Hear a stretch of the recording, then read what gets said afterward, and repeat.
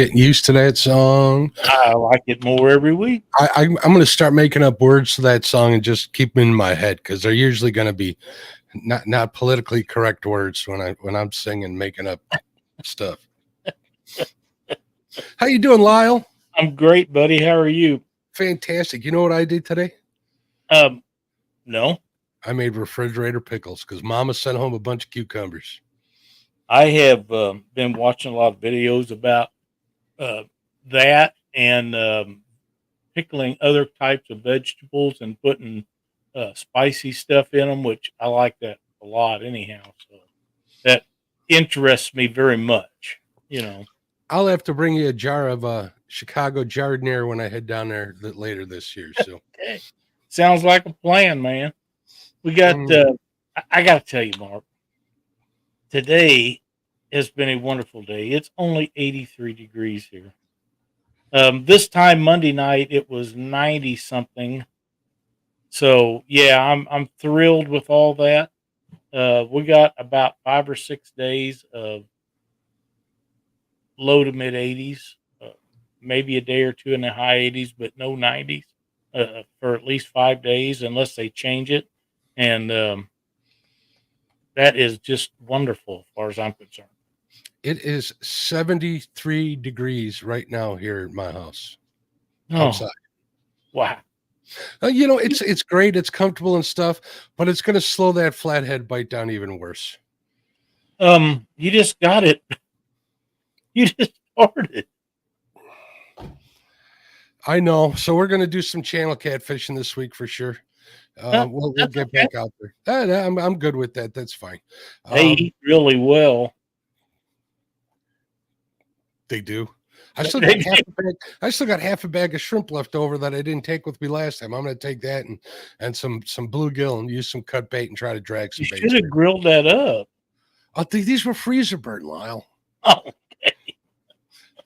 You want them? I'll mail them to you. No, that's all right.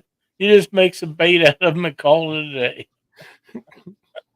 I've been meaning to get out and do a little bluegill fishing, restock the bait tank after last week. But to be honest, that 10-hour fishing spree for the one fish was rough. I kind of blew my knee out on the way home. So jumping in and out of the boat. So I've been kind of recovering all week from that. So but that was a great fish. It was a good fish. It was a lot of fun to get back out there and you know, I know this isn't Catfish Weekly, but it is fishing. So most of the time, you know, I had a lot of good people in my live. It was fun to see everybody. Definitely. 100%. I did do it in the horizontal mode, which a lot of my regulars loved, including yourself. But you know, it took like 9 hours before I caught it, 8 hours before I got that one fish. And I was fishing some pretty productive spots of mine, 2 of them. And the whole time I'm like, yep, now I know why I don't do this so much anymore, because it was slow. It was long, it was cold, it was damp. Even Dave all over, my buddy David from Indiana, came into chat and he said lonely business. Those are the 2 words he used when he walked in, and I couldn't tell you, I couldn't explain it better than that. That's true. I mean, it is. But once I got into that one fish and that drag was ripping while it was still in the rod holder, I was like, all right, now I kind of remember what kept me coming back for it. So there'll be some more of that this year for sure. Yep, that's for sure. And, you know, I know you released it, so that baby will just get bigger and better. And the next time you catch it, it might weigh 5 pounds more or 10. We'll see. You know, it took a pretty decent sized bluegill, so they are not shy. We know that. No, they're not, and they love to eat, kind of like me. So do we. Yeah, I was going to say. Yep, that's a fact. What do you say? I say hello to the people who have made it in so far. Sounds like a plan. All right, I see channel member and supporter Crappie Day Darren. What's going on, Crappie Day? How you doing? Greg Burgess in the house. There's channel supporter Joe Buck 66. How you doing, Joe? Lance McCoo in the house. LG Bass, what's up, Tom? How you doing, sir? There's Mike Irvin. Rowdy Royal is here. There's up in here Aaron. How you doing? There's my buddy Bugman too. What's going on, Bugman? How you doing, sir? And I want to say hello to everybody who's watching and not talking, because we got a heck of a lot more people watching than are chatting in chat. So. That's true. Yeah, I'm going to bring this up. I'm going to continue where I was before I welcomed everybody in. But there towards the end of the stream, I had like 15 or 20 people watching and nobody talking. So I think I put a lot of people to sleep there at the end. I got a text from somebody saying, "Yeah, I must have been sleeping. I had it running, but I was sleeping." Well, I turned it on right after you went live and stayed up really, really late to like 2:30 or something, and went to bed. And just right after that, you caught it. So it made it a little disheartening for me. But when I'm sitting here falling asleep watching it, it's time to go. I I've, had a I've hard time I've done staying that up a that few late. times myself. I'll be watching lives or something and not talking and falling asleep in my chair. 100%. Yep. Yeah, 100 here's a good comment from Aaron. He says you can only talk so much. That's no joke. And that wears you out. Being on a live stream trying to keep everybody talking in chat and answering people in chat, there at the beginning there's quite a people in there. It was good. It was good to get back out. People say I got the gift of gab. I don't believe them. I just think it's because I work on my own here in the house and don't have anybody to talk to except the dogs during the day that it all comes out once I do get up here on screen with you or out there on the water fishing. So I talk to dogs. I used to talk to horses. I don't care if people say they understand a lot more than people realize. Um, I know from training dogs, they have a limited vocabulary, but they know phrases that you repeatedly. It's like muscle memory. They get used to hearing their name and commands and different things, and if you reinforce them, then they learn them a little quicker. Um, Horses just feel you. I think there's the difference, but mhm. the only thing a fish feels for me is the hook. Yeah, fish don't understand. If it did, I wouldn't have them days where I don't catch nothing. I did see some videos not too long ago, maybe last year or something, where they taught goldfish how to play video games over in Japan. So that's kind of weird. Do what now? They taught fish how to play video games. Wow. Okay. Repetitive motions and rewards. So that's no different with dogs. I know you used to train them Yeah. too for hunting and Yeah. stuff. So Yeah. I think talking to the dogs too helps because they get to recognize your mood and stuff. Like today, my dogs, Lyle, I don't know what's going on with them. We were talking before the show. They were bad dogs. They're terrible twos, let me tell you. I I was not happy understand. with them. Hey Mason, how are you? Glad to see you watching tonight. Hey Mason, what's up, buddy? Look, this one right here is up here. I'd lift her up, but she's too big. Oh. Yeah. Aaron says, Lyle, I'm a horse talker too. Shoot, Lyle, you whistle, and I am there on the way at a full run and a complete stop. I understand. I understand. So I went out to the mailbox today, Lyle. Yes, sir. I haven't been out to the mailbox in like a week because you know what's in your mailbox when you go out there? I do usually, but it's not accurate. I get a thing from the post office every day. Well, I'm saying all that's ever in mine is either junk mail or bills, and I don't like either of them. Yeah, I get a lot of that too. But today I went out there to check because I was told I was having a package sent to me, and I want to thank Dave over at Double Hook Angling. Let's see if we can get it in here. David, thank you. I haven't even opened it yet. We'll open it up. He said he was going to send me some 1/80th ounce jig heads to go with my some of the little microplastics I use. I'm looking forward to see if they hook up any better than the way I do it normally. So that'll need to try. But I did want to give a shout out to Dave and say thank you. I think he watches the show after the fact if he's not watching in his shop right now. So Yeah, he's been doing a lot of stuff. He's working on an old Jeep for somebody. I think it's for a friend of his. I seen the other day he was doing some welding on it. yeah, he's a pretty generous dude. I've watched the last couple of Spencer videos and I noticed that he's got a Double Hook Angling t-shirt on. Really? That's nice. I did. That's kind of cool to see. So Yep, it definitely is.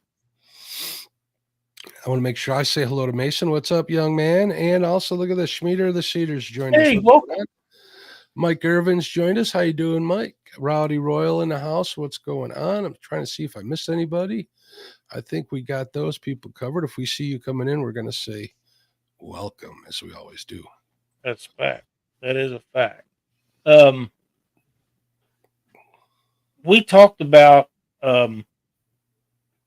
correct way to harvest fish many times, but we never really dove into it kind of like we're going to tonight. And my favorite term of all times about fish harvest is selective harvest. And I believe that the lenders come up with that, oh my God, I don't know how many years ago, but they was the first ones to ever use that term that I ever heard of. And I think it is important in different ways with a lot of kinds of wildlife in particular, not necessarily just fish. But I don't agree with some of the ways that the powers to be uh, want you to do that. I don't agree with the 4-point system on bucks. I don't believe in taking out a bunch of the small fish and none of the medium-sized fish to make them all big fish, because they're all not going to be big. And that's goes back to the thing I keep saying about measuring fish and how wrong a way that is to determine how big a fish is, because you get two of them out of the same spawn, and one of them will be this long and this big around, and the next one will be that long and that big around.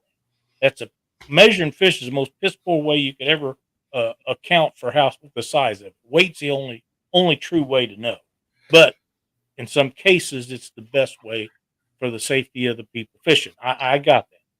I 100%. I think that um, just so that people know, we're not talking about commercial fishermen here, folks. No, This is just we are not. we just want to make sure we get that disclaimer and that we're just talking about recreational fishermen like That's ourselves, right. sports fishermen. So I do have a statement on that since you brought that up. I got a message from a person this week about pay lakes and the way they're doing stuff, and they was not familiar with how that all went on, and I kind of explained how that worked on the catfish side. And they said, "Man, that just ain't right.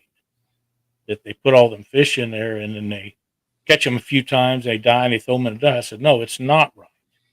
But that kind of stuff right there is what's give commercial fishermen a bad name, because the majority of the ones that do it for the correct reasons, they don't want them big old fish because they can't sell them near like they can the small ones. The people would much rather eat and it's just like any kind of wildlife. The smaller they are, the better tasting. It's just a fact. I don't care what people say. You can make any of them edible, but the smaller ones are just better. Period. I agree with you 100%, but also those people have a choice on whether or not to those guys that are fishing for the pay lakes, they can throw them big fish back. They know exactly what they're doing. You're exactly right. If you're a commercial fisherman that's supplying like restaurants and stuff, you're absolutely right. They're not giving them 40, 50, 60-pound fish. They'll never get rid of them. You know what I mean? They'll never You sell don't them. see somebody serving up one of them on a platter, do you? With the head. No, not often. Yeah, Every now and then you see somebody that you'll see them with a big old catfish or a big old fish hanging off a tree and they're skinning it and whatever. And that's just a flex in my opinion. Yeah, you're just buffing up. Yeah, I see them. Yeah. Here, the big thing is putting their heads on a fence post, and everybody sees it driving down the road. And again, that to me is very disrespectful for what we're trying to do as sports. But not my decision, and that's not what we're here to talk about. But selective harvest varies, in my opinion, Mark, from one breed of fish to the other, because in the panfish world, as I have been told and proven to over a period of the last several years, that their life expectancy is so much shorter than, say, a catfish that will live 30 or 40 years. And 40 years is not out of the realm of what a catfish can live. Mhm. It's very common. 30 is even more common. But panfish, a lot of them, 4, 5, 6, 8 years. So if you have a 10-inch bluegill that's probably 7, 8 years old, it's okay to harvest one of them once in a while because it's only got another year or two to go. He's already put his mark on the world as far as passing on what genes he's got. And we'll get more into the gene thing here in a little bit. Yeah. But the ideal thing for me with bluegill, and I know that you have different or similar feelings with crappie, but for bluegill, the 7, 8 inch ones, even 9 inch ones, they are the great ones to fillet out or just gut Cook them and whole, scale them, and then head them. And oh yeah. So, but it's okay if you take a big one because a 10 or 11 inch one, and I know they catch 12-inch bluegill. I can't wait to see one someday, but I have never. But it's okay because he's on the end of his life, Scott. And if you don't take them out once in a while, sometimes one of the biggest things about bluegill is, especially in ponds, they get overpopulated, and then they can only grow so big, and that's very bad for them also. yeah, they run out of food. Basically the simple Yeah, point of it.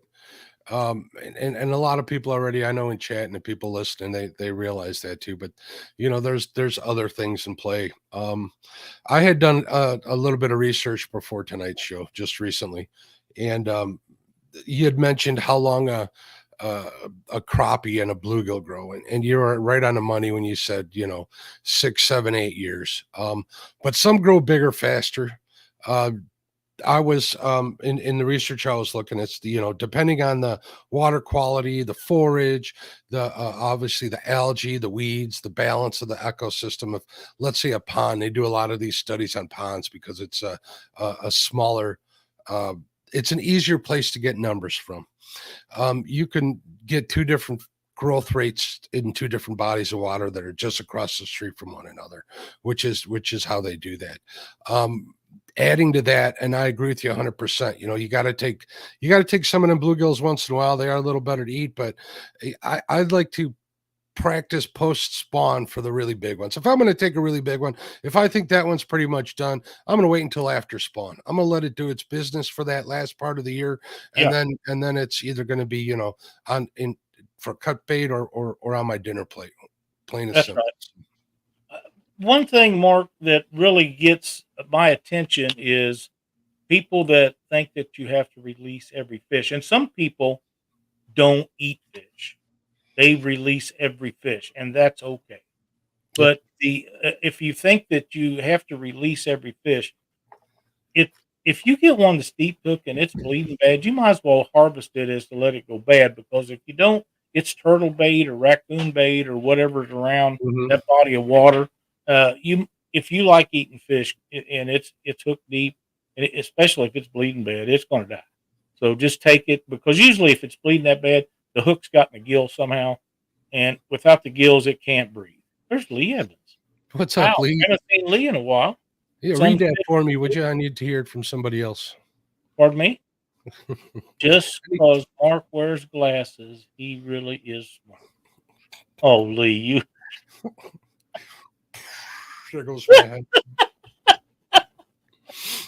Now back to what I was talking about. Now, something that really hit home with me in doing a little bit of research is out here on Lake Michigan, right? We have the salmon that we've talked about. They're not panfish, but hear me out here. Mhm. Salmon, they go out into the water. They feed it's a stocked fishery. They let them loose. They go out, they feed, they come back in 4 years' time, approximately, right? Mhm. Some come back in three, some hang out, an extra year or so. I'm no salmon expert, but this is what I've learned in the past.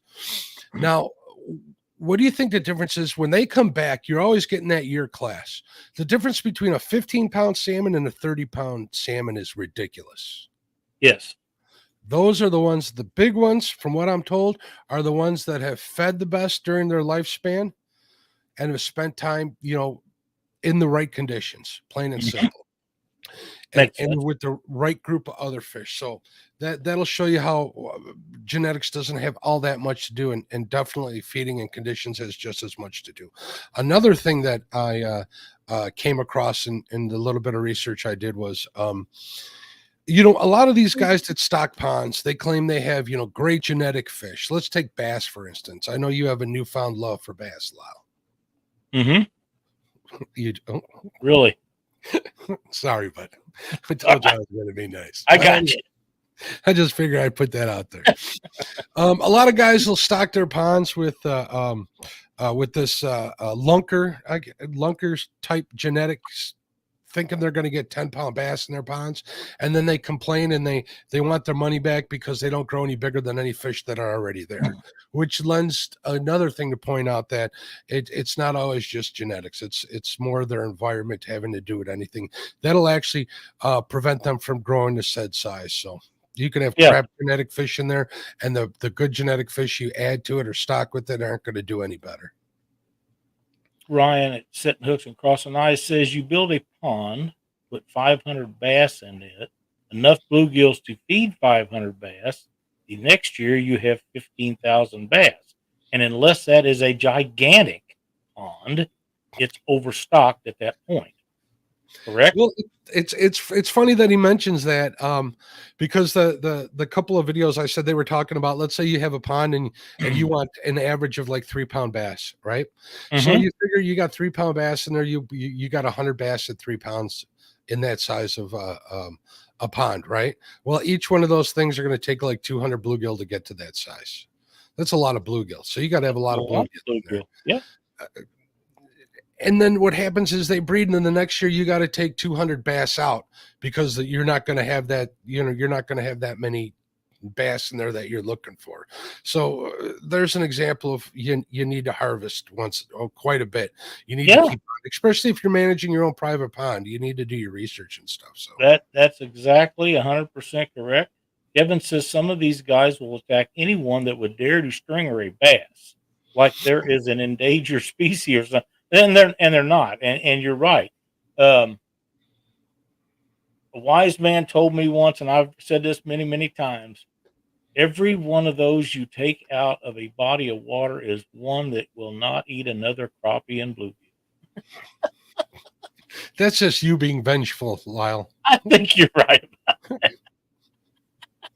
Now Ryan says the limit the DNR puts on there is a reason. It goes both ways. It goes to help reduce population and to produce population 100%. Also, That's to improve the quality of the fish. If you have an overrun pond or body of water, granted on a reservoir or a river system, it doesn't impact as much right away, but over years, times it works the best. And that's why they study in ponds. So they're there for a reason. They want you to take fish. Sure, legally, absolutely. they got it figured out. Yeah. Well, Danny Stone says he just got home. The overtime is great, but this is cutting into my Catfish Weekly and Panfish Nation. What's up, Danny? Thank you, Danny. We're glad to see you made it in here. It's always a pleasure to have you. This one here got my attention really quick. It has nothing to do with fishing, but don't overcook them, Jesse. Don't overdo it. Yeah. I think I still got a little moo left in them. They'll be just right. Hugs going out to Miss Chrissy Brown. How you doing, dear? Oh man, I've never had a Wagyu steak. I can't imagine what they cost now with the cost of prime beef. The prices are insane, Lyle. I had an opportunity actually last New Year's Eve. Me and the wife went out to a real fancy restaurant that we got a gift card from a client of hers in the past. So, we added a few dollars and I got to sample their A5 Wagyu, and it wasn't what I expected out of a steak. I don't think I need to have any more of that. So really? Yeah, it was good. It was like butter. It wasn't like steak. It was very delicate. I like a little bit of sear on mine, and you're not going to want to sear a steak like that. But we can talk about that later. Yeah, I don't want mine like that, but that's just me. That's just me. So, but back to our topic. Um, I think that harvest is a good thing. I think panfish need to be harvested a lot more than people realize, so that they can all grow to their potential. And one fish's potential, one bluegill will be 8 inches or 9 inches or seven, and you might get one or two out of the spawn that will actually grow to be 10 or 11 inches. They're not all going to be there much. First name is That's a good one. But they all have the potential. You can't take them all out, or you never see that one that might have made that. But if you don't, I like those too. I like them too. But if you don't take some out, they'll none of them will ever grow to their size. So it's a balancing act, and that balance, when it comes to Corps of Engineer lakes or whatever sanctioning bodies over whatever lake or river system you work in, you're relying on the DNR or the Conservation Department or whatever it is to make that balance correct. If you have a pond on your property, then you are that balancing act. You have to make it happen, and you have to know how to do it. And right now is probably the best time in history to be able to do that, because there is so much information out there, and guys like Bob Lusk that we had on our show a few years ago that you can go to and say, hey man, I'm in the conservation Missouri Department of Conservation. Missouri University is another great resource. A lot of these colleges have programs that study that also, but the Missouri Department of Conservation, there is unbelievable amounts of information on their website. Some of it's a little hard to find, but if you'll send them a message, they'll tell you where to look for. It's very simple that way. A lot of the colleges have got that. If you whatever the person is in charge of that department, if you get a hold of them, they'll help you with it also. So there's a vast resource. There's also a lot of the In Fisherman and other kinds of magazines that have done extensive studies and interviewed people that put this information out, and all that stuff can be accessed through the internet. So that's right, sandwiches. You betcha. Schmieder of the Cedar says, put them ditch pickles on a stringer and make sandwiches. Eat the smaller panfish and throw the larger ones back. Yeah, there you go. Now, as far as that goes, I've had a lot of experience with selective harvest this first part of summer, chasing all that with all those walleyes that I've been chasing.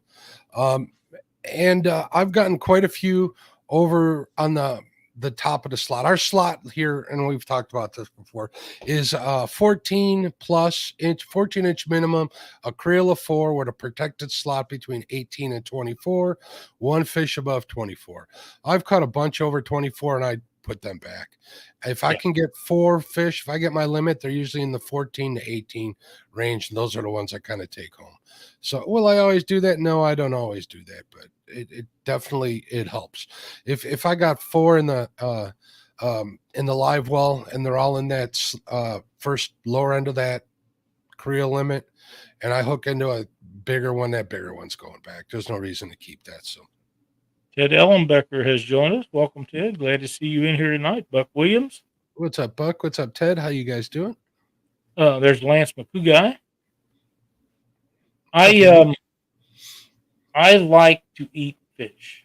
Some fish I like better than others, but they all will eat except maybe trout. I'm not a big trout fan. Don't eat gar. Don't eat drum. None of that crap. None of that brand X stuff. But some of the best eating I ever had in my life, and I never thought I liked bass for some reason. And Cindy's brother picked some one time. Oh hell, 25 years ago. We had a little pond out behind her sister's house. You catch bass this fast, you throw something in there about like this, and we always just stowed them back because we was out there trying to catch bait to go catfishing with. And Freddie took a bunch of them down to her house, flayed them out, and cooked them up. My God, they was as good as anything I ever put in my mouth.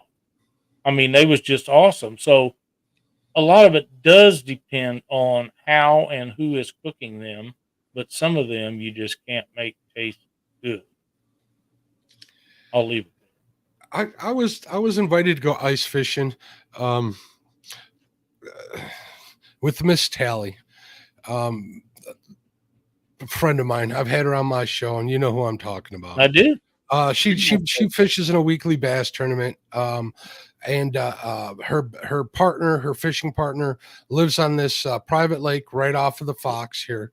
Actually, the Fox spills over in that lake. That's what feeds it, but there's no public access to it. And it turns out that a couple of the guys that fish in this weekly bass tournament live on that lake. But regardless, those guys, tournament guys, are catch and release for the most part, and they live on this lake. And we went ice fishing, and every fish we caught on that lake was like under 12 inches. It was tiny.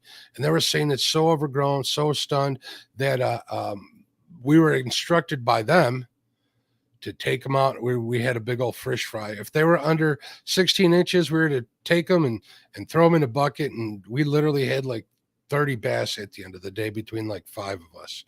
It's a fun time fishing, and it didn't taste bad at all. But that lake was just so overpopulated, it was ridiculous. And that was a prime example. That was a prime example of how a body of water can really get wrecked. And this was a pretty decent sized body of water. We're not talking about a little condominium pond. We're talking about an actual lake that shows up on a map as a lake. So,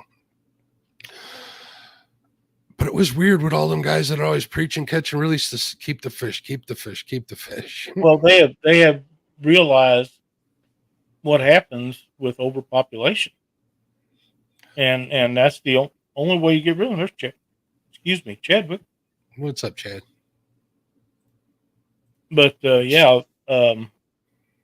overpopulation is as bad as overharvest, in my opinion. Could be worse. Well, I don't know. This is just flying off the cup. If you over harvest a small body of water, and you're not catching fish, you're going to stop harvesting, and it'll bounce back. That's usually what happens in hard times.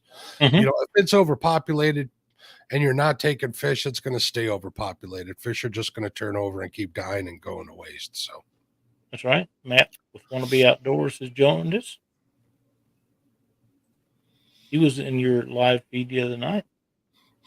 Ryan says, cold water, they all taste good. Well, I will give him that, because it seems like cold water does something to fish that they are a little bit better, but hell, I like them in the summertime too. It doesn't make that much difference to me.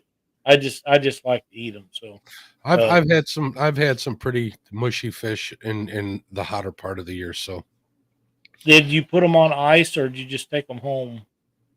Well, I do now. Back in the day, I might not have. I might have. See, that's what if I'm having problems, just put them on ice and do them the next morning. I do that too. I got in the habit of bringing them home in my live well, leaving the live well on recirculate so they're alive when I get home. I get home and I bleed them out, Lyle, throw them into a bucket, and then I take them over to the garden hose and give them a good rinse in as cold of water as I can get, and let that blood drain from them. And then they go back into a cooler, and I cover them with ice till the next day, and that seems to work best for me. So that's exactly right. Did you say hello to Benoit Fishing Outdoors? I think they just got here. How you doing, ladies? Gabby and Allison in the house. In here. Bugman says my fish go from the live well to the cooler before cleaning. Yeah, that's it makes them easier to clean for number one, and it firms them up. So, just my opinion. Ryan's got a long one here. I'll let you read that one, Lyle. I think it eventually just kills itself. If you have so many fish that are polluting the water, the weeds help keep growing because they they're eating the nitrates and nitrates smothering the pond or lake. Well, that could very well be. I don't like overweeded of any kind of vegetation in any kind of body of water. I understand you got to have. I got that, but I think that vegetation can be overrun in any body of water, and I like um, fallen trees and structure like that. Hmm. But let's face it, if you want to catch a load of bluegills, a weed bed at the edge of it is a perfect place. They just love it. You So, know what I've noticed in all of my bluegill fishing is the more diverse the weeds are in the pond, the better the fishing's going to be. If you look at a pond that's overgrown and it's all the same type of weed, that's usually terrible. And that was confirmed again in some of the research I did. So if you're looking for a good pond to fish and you drive by one, if you see a bunch of weeds, if you're not only just seeing lily pads, you're seeing milfoil, you're seeing some duckweed, that yep. gives you a good idea that there's some sort of balance. If you're looking at an overgrown pond or body of water, that's really heavily overgrown. A lot of bass guys are like, oh, great, I'll throw a frog in there. I'm going to catch a monster. Ask them how often they catch skinny fish. Usually it'll be almost the whole time. They're Mm-hmm. emaciated and they're not real healthy Yep. or of any real size. So, I seen Gene Tillman has joined us fishing with squirrel. hello, Gene. Hello, Dawson. How you guys doing? Glad to see both of you in here tonight. But yeah, I agree. It's like I said, it's a balancing act of how things go, and whoever's doing the balancing of any given body of water, it's up to them to make sure they do everything they can to make that the best they can. And it's a tough deal sometimes, but you just do the best you can and hope for the best. And if you notice that it's one way or the other and in a terrible situation, then you try to correct it. If you got a Hmm. whole bunch of little fish and no big ones, and you start harvesting them out of there and eating them, and or whatever you got to eat them. You just can't throw them up the bank anymore. And But it, you have to thin the herd basically. So 100%. you get that done, and if you are not catching very many, if you're running out, then don't take them out. Yeah, let them get big. Let them grow. You There's know, much to the do. one trophy bluegill pond that I have here, at least that's what I call it, Lyle. The one where I catch all them big ones that I took Betty and Yes. Brandy to and stuff. That was probably one of the first ponds that I started fishing for bait for flathead bait. And that was maybe like 8, 9 years ago. Um, they were small when I started, but I was taking, should I admit this? I was taking 20 fish twice a week for the whole summer out of that place. And now you go there and you'd be hard pressed to catch anything under 8 inches, to be honest. So it went from 4 and 5 inch bluegills to 8 and plus size bluegills in that pond. So that's when I started questioning whether or not, throwing everything back was a good thing or not. So I don't know, take it for what it's worth, but that's what I've seen with my own two eyes and my own Yep. experiences. So Yep. We I used to have a pond belong to Cindy's brother, and he had it called a mud hole. It was about the size of my office, maybe a little bit bigger, maybe the size of our living room. And he had stocked it with bluegill. Oh my God, 20 years before, or 15 when he built his house, whatever the case was. And we get to talking, and I'd say, I got to go catch some bait for a tournament this weekend. He said, go up that pond, get all you want. He said, it's so full of it, it's overpopulated. He says, there's tons of them in there about this long. He said, some of them others need to be got out of there. In 2 years, you couldn't hardly catch one out of there because he kept after me to catch them out of there. So the next thing I know, we're going down the creek and restocking it. So you can catch them all out of a small body of water. But like I say, this was a very small pond, and it was deep, and there was just tons of 2 inch bluegill, and just thousands of them. mhm. And it got to the point where he was disposing of them because there was so many of them in there, and I was catching the ones that was 5, 6, 7, 8 inches and using them in tournaments and stuff. And the next thing you know, we was going down the creek and put new ones in, which was good because we go 2 or 3 different places and get different ones from different areas, so they was not all inbred and different things. And uh, we done that purposely, and it was just bluegill, nothing, maybe some green sunfish, but nothing. There was no brand X fish went in there because that pond was a bait pond. That's what it Mhm. was there for, just for bait. But he hadn't been doing any fishing in years and years and years, and it got overstocked. So he was glad that I took him out, but then we overdone that too. So it is Fish what it is. kills, yeah, fish kills happen too for a lot of reasons too, Lyle. It's They not do. just, cold winters or something, lack of food, um, improper management. A lot of Hmm. times they spray for weeds, killing all the fish in there. That's happened at another pond that I used to fish over here. Definitely happens. So things like that have a lot to do with it. Yep. Ted says you're right about diversity and weed growth, but in many managed private ponds, they are afraid to introduce a predator, so some populations get overabundant. And I agree for If sure. if you look at if you look at the stocking websites, which I have in the past, just out Mhm. of curiosity, you look at like these starter pond packs, and in these starter pond packs are bluegill, channel cats, and bass. Mhm. Plain and simple. And the bluegill always outnumber 4-1 of the other two. So the Yep. the bass and the channels are usually the predators, and the forage is the bluegills. That's why they do that. Plain and simple. So Ted's right. You got to have the predators in there. And if you want to get rid of all the above, just throw your flathead in, Yeah, because he don't pick no favorites. He don't care. I know a couple of knuckleheads who did that too, and we're not going to get into that on air here, Lyle. That's what I told Jay about that little pond. I said, if you want to get rid of some of that, put you a flathead in there. He said, no, I don't want to get rid of all of them, but I ended up getting rid of all of them. It's okay. Well, I'm surprised we don't have any more comments in chat about this stuff.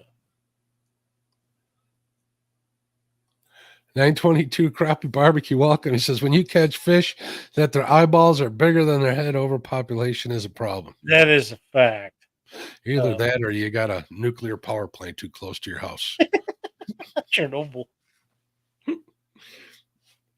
That's very true. But um, yeah, you really have to be careful with with things like that. But uh, my take when we started talking about this topic, Mark, was that you want to be able to harvest fish, and you must do it for the benefit, the betterment of whatever body of water that you're fishing. It's okay to harvest fish. It Don't think absolutely you is. got to throw everyone back. And now, like I say, I throw a lot of big catfish back. Just simply, man, have you ever tried to? It's like doing a hog. They're just hard to dress. I don't like to clean them. They're big. Um, I see no reason to do that. Especially here in Missouri, where they've made it a 10 fish limit for unders, none in a slot on a lot of the places, and two overs. So if you want a big fish or two, you can keep a couple of big fish, but 10 unders. I mean, that's enough for anybody. Who wants to do that? Clean 10 fish in a whack anyhow. That's a lot of cleaning. I ain't looking Well, forward. it is. Hey, Jerry Parker's made it in. Welcome, Jerry. But yeah, I don't. I went over 15 years without cleaning fish just because I don't like to clean them. But with the Biden economics we have now, I'll clean fish just to offset the cost of getting to go. Yeah, and you're paying for a fishing license. You're paying for gas to get down to the water. You might as well take a little something, home with you. I mean, chicken's expensive these days. Beef is expensive. Pork's expensive. There's nothing wrong with trying to supplement one of those meals a week with that. I, That being said, check with your local DNR. They'll let you know how many fish you should eat per their recommendation from that's that right. water. So you got to Because look into and that the too. bigger fish is the ones that have the mercury and the PCPs and stuff in it, not the Mhm. little. But now, on your note about the chicken and stuff, I do have a comment about that. I honest to God believe that the reason chicken has got so high is guys like Dieter Melhorn and Jimmy Smith buy every piece of chicken that's in any store, and they've just jumped the price of chicken out of line. Of course, I don't like chicken anyhow, so it really don't make no difference. But they don't fish with nothing else, I don't think. Right here, me and Ryan are a lot alike. Let me tell you. Says, yeah, I want to take a nap after fishing, not Exactly. clean fish, which is why I've adapted to throw it in a cooler on ice the next day. It tastes better, and you can take that nap before you got to clean them, Ryan. You know, if you're out in a boat and you have reclining seats in the boat and a top on it to keep the sun off of you, I've been known to sleep in the boat. I wish I could. I just can't bring myself to do it. Oh yeah, I can do it anytime. Especially if I find a place like in the shade under a bridge. It's over. It's like sitting in your office chair in the air conditioning. Almost. Almost. Not quite. Almost. Local Life Outdoors, welcome. Glad to see you in here tonight.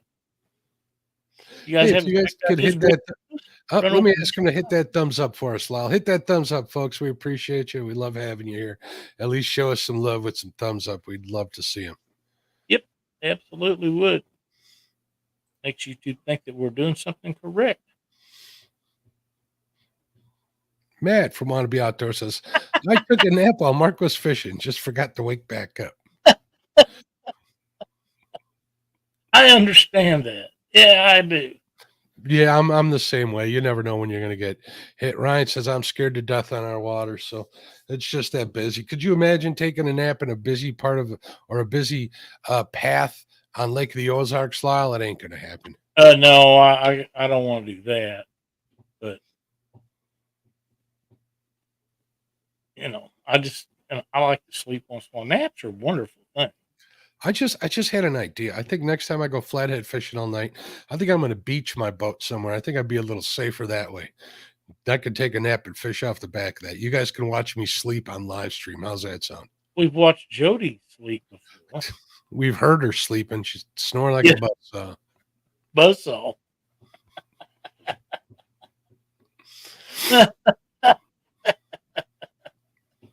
Oh man. Crazy. I do understand though. I know I was shocked the other night when you was live at the amount of boat traffic that late at night up there. And didn't seem like they was slowing down any at all. And there is I don't know exactly what it is. I did know, but there's a speed limit in Missouri on waters at night. Ours too, but they don't listen. Yeah, they don't listen here either because there's no governing body out there to make them slow down at night. They don't want to be out there with them crazies either. And I kind of got that. So I almost got, a couple of the spots where I would want to fish. I don't for that reason whatsoever. Late at night, you got the people out there. If they're a pleasure boater out in the middle of the night, they're not out there fishing. They're out there drinking, and that's a little scary. So I tend to stop to the side, and it definitely affects my my fishing where I am or my numbers as far. But I want to come home to the wife and my house. So I yeah, absolutely, definitely there. So for sure. So and here's a tell too. I stayed out all night and it was full on daylight when I was pulling my boat out, and not one fisherman was launching on a Sunday because they know better than to go out on that body of water than to go out during the day. just pleasure boaters. Yeah, because it'll pleasure boaters. So I did see a couple guys come in. Actually, 3 guys on a bass boat come in, and they were out flathead fishing at about I don't know, about 4 in the morning. They said they saw one other guy out on the river overnight, so it was pretty quiet at that time. The first thing. So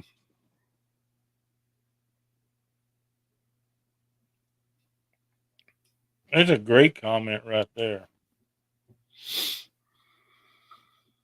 Ryan says, I don't even know how they can see, no navigation, nothing at 80 miles an hour.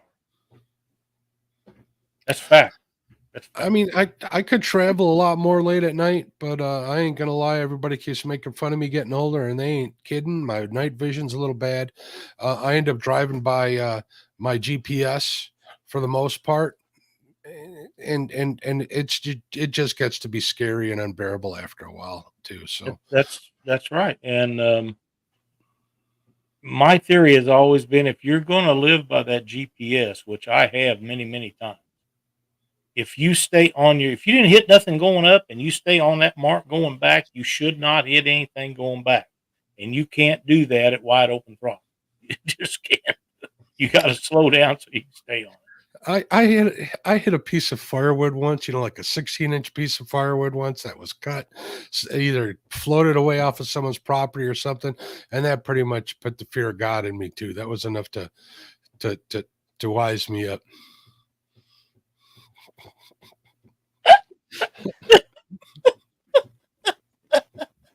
Yes, we do. That was so funny. I couldn't help myself. For you guys that are in here tonight, all 43 of you, thank you so much for watching. If you're not a subscriber, please consider do so. You can join our group just by going down in the description below and clicking join, which will help us out a lot. And please hit that thumbs up. We can use this. We're trying to get the page to where we can get it a little closer to the top when people type in certain key element words. So any of that stuff that you would mind doing, help us a great deal. I'm not going to read that book because I don't want people to be doing that. We cannot advise that. Yeah, I cannot condone that, although I might do it. Disavow. So what do we cover tonight, Lyle? You got to take some fish home. That's right. You have to harvest some. You don't have to harvest them all, and it's good on both ends. So, selective harvest. It's a wonderful thing. Like I say, I've been living by that for years and years. I don't like taking real little ones out. I don't like taking the great big ones out. And I understand about places that have slot limits on certain kinds of fish. I'm all over that because they're trying to get those in that slot over. But the smaller ones in a lot of situations, such as catfish, the smaller ones are big. The 26-inch fish is pretty good size. Get some good fillets off of it. So that's where the slot starts in Missouri, 26 to 32. I don't want to be cleaning no 34-inch fish anyhow. So if I can get 10 of them that's below that slot, I'm good to go. I think that's a wonderful thing. And then ones that are at 28, 30, 32 inch that are in that slot, next year they'll be overs. And the next year they'll be whales. And the next year they'll be even bigger.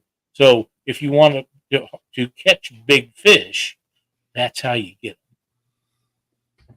But, we're talking about panfish. Works the same.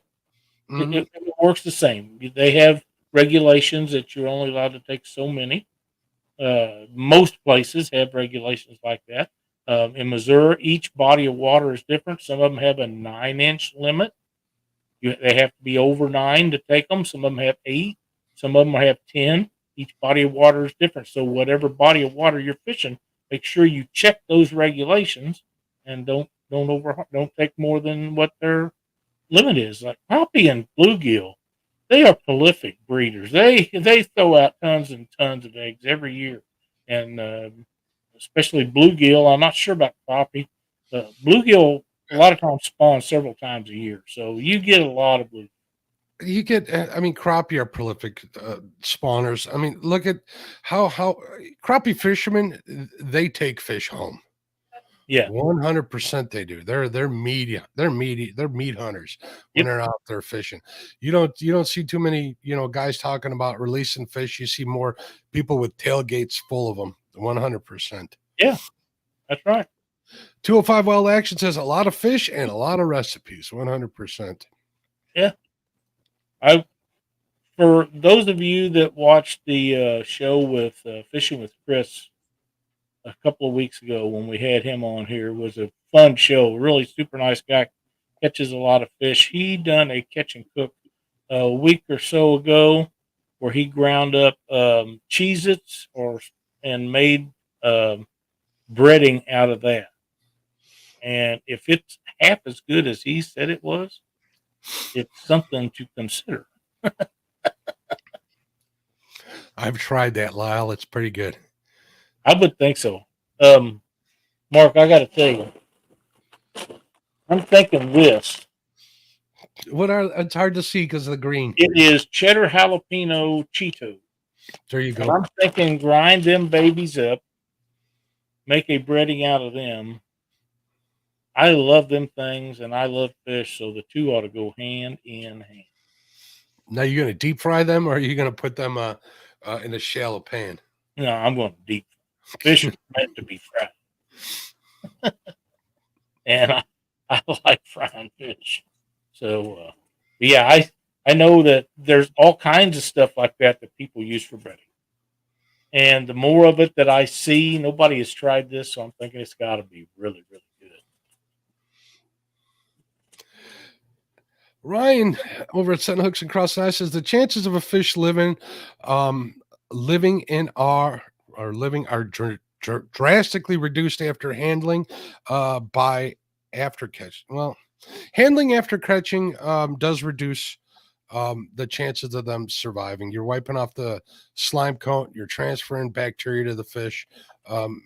He's absolutely right. He says the proper way to fish is to catch your limit, keep your limit, and go home. Stop fishing. That is true, but if they're really biting, it's hard to do sometimes. But you can put gloves on. You can use certain nets that are not as hard on the fish as slime coat as others. There's several things you can do. Although it's really, really hard if they're really biting, just not to grab them, get them off the hook, and go after the next one too. I got you. Kevin Baker, thanks for joining us tonight.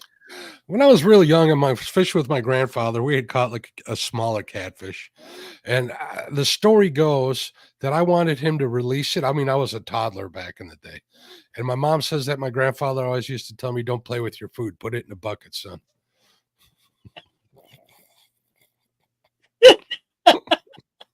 Kevin Baker, what's up, my friend? How you doing? Oh, man, that's kind of funny. Oh, man. There, copy day, Darren. Buck Williams says Cheez-Its are great in chili. Yes. Yes, they are. Hot fries work, Matt says. Mark, we got to do a fish cooking recipe show one of these. I think we can do that.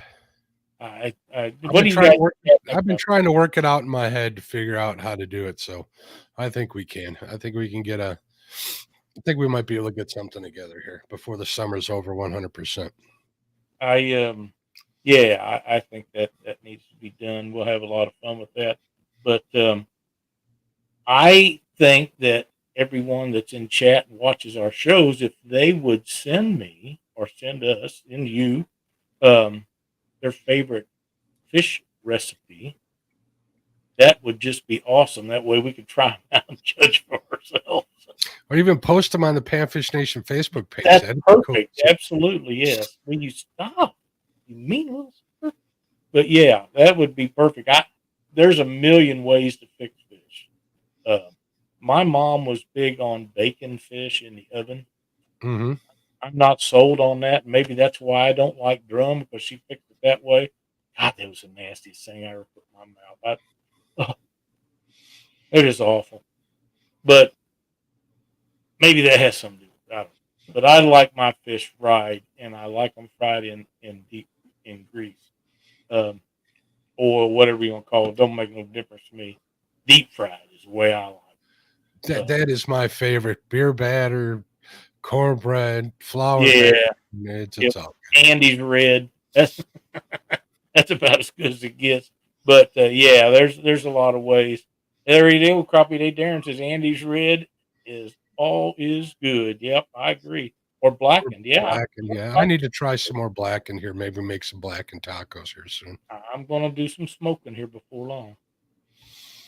I seen a guy wrap catfish up in bacon and smoked it. How can you miss with that?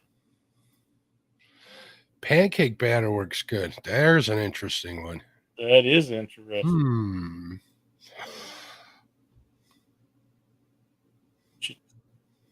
Cholula sauce? Hey, Matt, I'm going to go one step better. Valentina's better than Cholula. Thank me later. Get the black. So, Lau, what do you got going on the rest of the week? I'm not sure right now.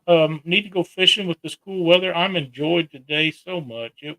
We've been having 96, 97, 98 degree weather, and today it didn't make 90, and it's not supposed to for 4 or 5 days, and I need to get out and drown some bait. So hopefully that's what'll happen. Maybe next week too. I'm gonna try. I'm gonna try and get on the river tomorrow. I got 4 new rods I need to rig up. I was gonna do that after the show tonight. If I can get that all rigged up without a problem, we'll get them set up and we'll do a little fishing tomorrow. So then come home and watch Chad on the bait shop when we get home. Yep, and then don't forget that Jody and Stan Smith are live on Friday nights. I'm sure there's something going on. There's a tournament this weekend, I believe. I think Stan's channel and maybe Kevin's channel. I'm not quite sure. I know I saw the thumbnail for Stan's channel. You guys know how to find 2 Stans Fishing. Go check him out. There's a thumbnail up there, so you'll be able to see what's going on. And what's going on Monday on Catfish Weekly, Lyle? I don't think we have a topic yet, but we'll get together this weekend and get something decided. It was good to have Chadwick back this week. He took a few days off trying to get his stuff in order there. So, wait, you don't have a topic this Monday?